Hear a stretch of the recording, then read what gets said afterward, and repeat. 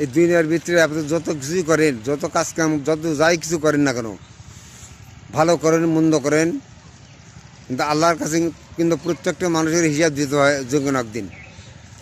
আল্লাহর কাছে প্রত্যেকটা মানুষের হিসাব দিতে হবে, হিসাব থেকে কেউ রেহাই পাবে না।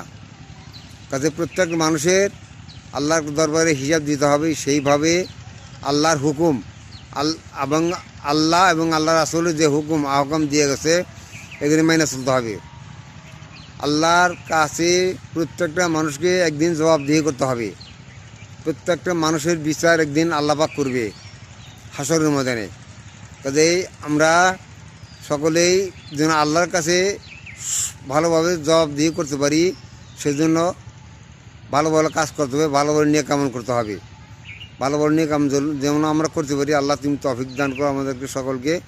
হ্যাঁ, আমরা ভালো ভালো নিয়ে আমল করবো, আল্লাহর কাছে যেন সঠিকভাবে জবাবদিহি করতে পারি। আল্লাহ তুমি তৌফিক দান করো আমার।